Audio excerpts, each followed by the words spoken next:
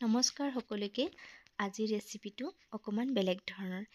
এই ৰেচিপিটোৰ আগত যে ম'ম' ফেল পৰি যাব, ইমানেই টেষ্টি হয় খাবলৈ। এয়া হৈছে ষ্টিম বন, লগতে চিকেন ষ্টাফিং কৰা হৈছে। এয়া আপুনি যিকোনো চাটনিৰ লগত খাব পাৰে। আৰু এয়া বনাবলৈ আমাক লাগিব প্ৰথমতে আটা বা ময়দা। মই ইপিনে ময়দা লৈছোঁ 2 কাপ, আৰু লগতে মই ইনষ্টেণ্ট যিটো ইষ্ট হয় সেইটো লৈছোঁ, যিটো মানে ডাইৰেক্টকৈ আটা বা ময়দাত মিক্স কৰিব পাৰি আৰু মানে তৎক্ষণাত এক্টিভেট হৈ যায়। এয়া চাওকচোন, এই ধৰণে ধুনীয়াকৈ মিক্স কৰি ল'লোঁ। ইয়াতে অকণমান নিমখ দি দিছোঁ, তাৰপিছত গৰম পানী লৈছোঁ, আৰু এতিয়া গৰম পানীৰে এইখিনি ধুনীয়াকৈ মুঠি ল'ম। গৰম পানী দি মুঠি ল'লে ডোখিনি ধুনীয়াকৈ ছফ্ট হয়। আৰু সেয়া অকণমান পানী দি পেলাই এই ধৰণে ধুনীয়াকৈ মুঠি ল'মহি। এয়া চাওকচোন, অকণমান ৰিফাইন অইল দিছোঁ যাতে হাতত লাগি নধৰে।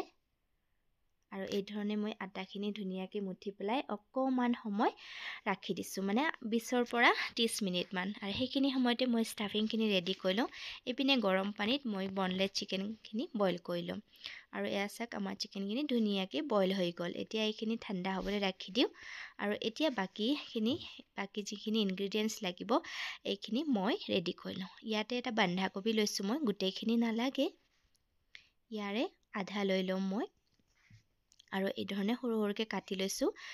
আৰু তাৰপিছত মই চপাৰত একদম সৰু সৰুকৈ চপ কৰি ল'ম। এইখিনি ধুই লৈ আহিলোঁহি, আৰু এতিয়া এইটো চপাৰটো দেখিছে, ইয়াতে চপ কৰি ল'ম। এইটো যে বহুত ধুনীয়া হয়, আপোনালোকক আগতেও কৈছোঁ, ধুনীয়াকৈ চপ হৈ যায় এইখনতে। এয়া চাওকচোন, এনেকৈ ইমান সৰু সৰুকৈ ধুনীয়াকৈ হৈ আহে ন, মানে হাতেৰে কৰিব প্ৰয়োজন নাই, বহুত ভাল হয়। আৰু আগতে কৈছোঁ আপোনালোকক 200 টকা লৈছে মাত্ৰ, আপোনালোকেও আনিব পাৰে। আৰু ইয়াত দিলোঁ মই বন্ধাকবি আৰু কেঁচা জলকীয়া, এইখিনিও ধুনীয়াকৈ চপ কৰি ল'লোঁ। আৰু এতিয়া চিকেনখিনিও ইয়াতেই ধুনীয়াকৈ কৰি ল'ম। আপোনালোকে চাবচোন, ইমান ধুনীয়াকৈ সৰু সৰুকৈ কাটি আহিব।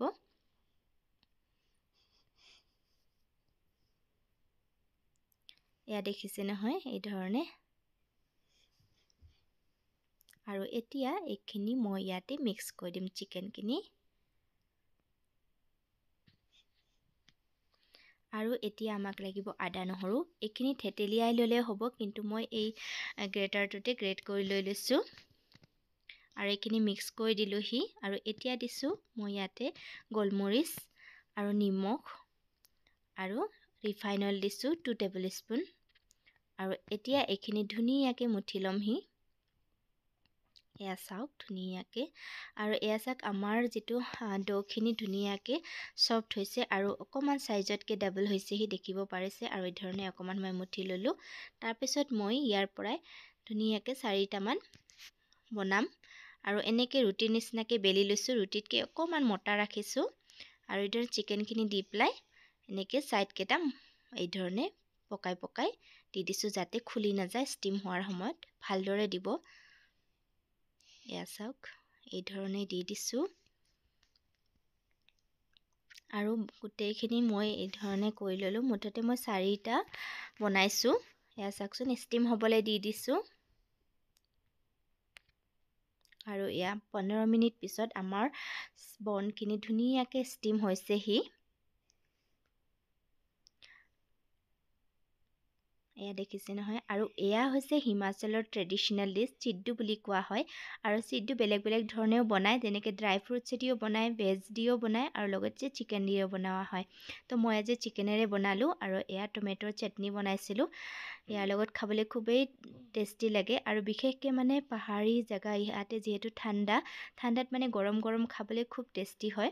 তো আপোনালোকেও এই ধৰণে বনাই খাব পাৰে। আৰু ৰেচিপিটো কেনে পালে জনাবলৈ নাপাহৰিব। আজিলৈ আহিছোঁ, আকৌ লগ পাম আন এটি ৰেচিপিৰ সৈতে। আজি বাই বাই।